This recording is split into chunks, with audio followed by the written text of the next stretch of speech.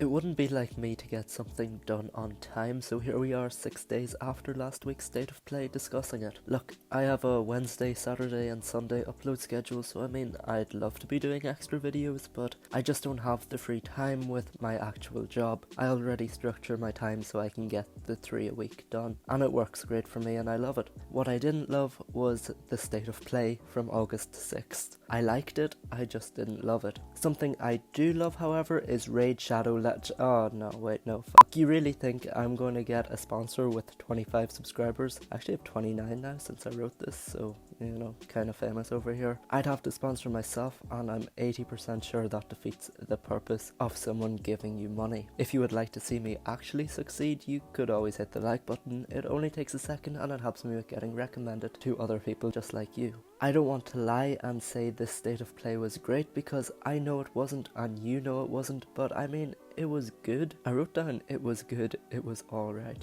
I don't know what that means. There was stuff in there that was exciting and great new information and all that, but if you don't have a PSVR or if you don't like Godfall or chess, there's a big part of the Direct gone. I just wrote Direct because I'm gonna leave that in there because Sony is fooling no one. This is essentially just a Nintendo Direct. The show kicked off with Crash Bandicoot 4, It's About Time, and it showed us quite a bit of gameplay. We got to see Dingodile as a playable character for the first time, and there is a really cool looking inverted mode which looks like a fun gameplay filter that could definitely add some replay value to the game. I'm not sure if you can tell, but the only Crash Bandicoot game that I've really played was about 10 minutes of Crash of the Titans whenever I was getting footage for a joke for my PS2 Is It Worth It video, so I'm probably not your most reliable source of Crash Bandicoot knowledge, but what I can tell you is that in the State of Play the guy literally made a point of saying there are no microtransactions in this game, which I love to see. I mean, this is coming from Activision, who just a few years ago looked like the greediest company out of them all. Now it's just EA hanging their head in shame, but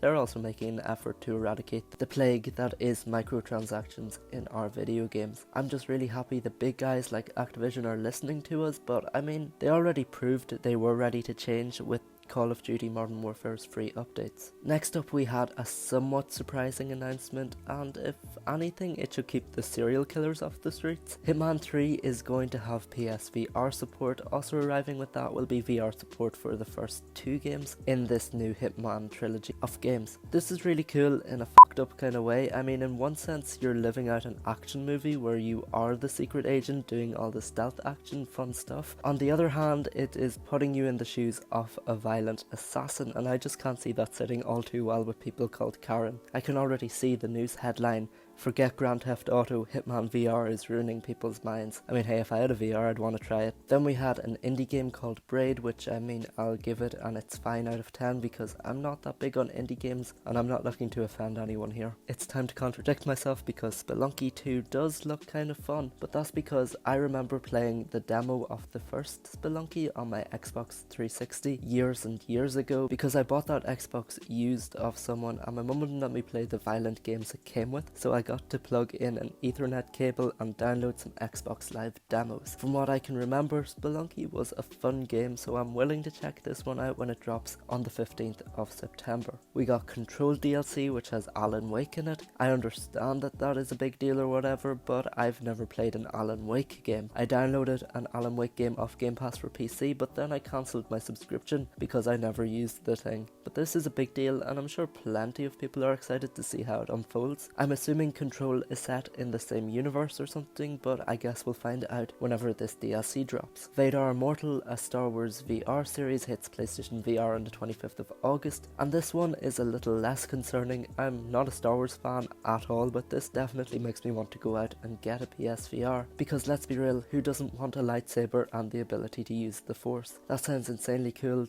Too bad I'm probably not going to get a VR.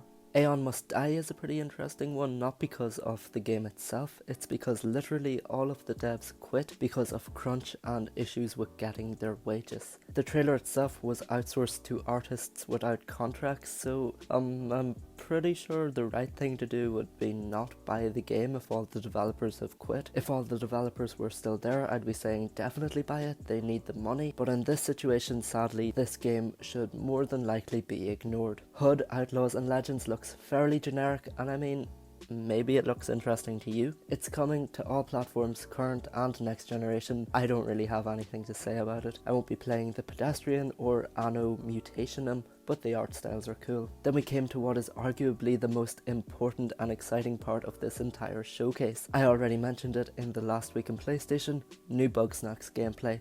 I'm telling you, Bugsnax is going to win Game of the Year, and probably best of visuals and best of music. It was given a holiday 2020 release date. I now have the PlayStation Store open 24/7 waiting for the pre-order button to pop up. This is going to be the PlayStation 5's killer app this holiday, mark my words. Then we got Pathless, and I'm going to have to give this one another It's Fine out of 10.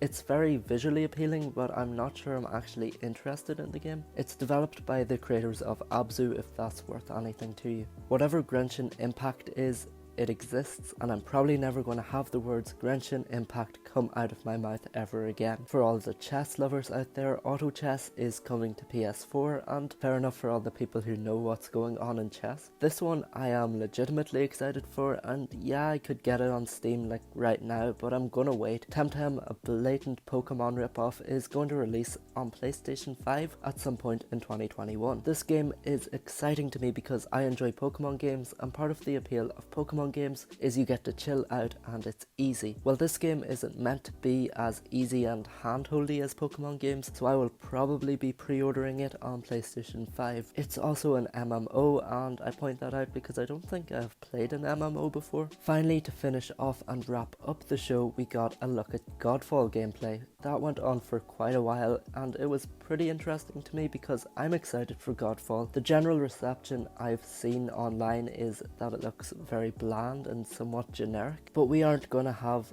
20 launch games to pick from, so I'm going to make the most out of Godfall whenever it shows up on PlayStation 5 at the end of the year. I don't think it's as bad as people make it out to be, and I'm into Borderlands, and this looks like Borderlands but drop the guns and replace them with swords and axes and all kinds of melee weapons. That was our state of play from August 6th. I think it was alright. Sony didn't hype it up to be anything big, and it wasn't anything big. The people who were all annoyed we didn't get this PS5 game or the price wasn't revealed, Sony never said any of that would be here, and I'd imagine it's a safe bet to say that there will be another PlayStation 5 event because we've got to get a release date and a price soon. The launch is roughly 3.5 months away, so we need to know something soon. And for the people in the livestream chat who were spamming green hearts and saying Xbox wins, go outside or something, read a book maybe. I'll never be able to wrap my head around wanting the other box to fail because you like your box more. I understand brand loyalty is a thing, but that doesn't mean you got to put people down for what they enjoy.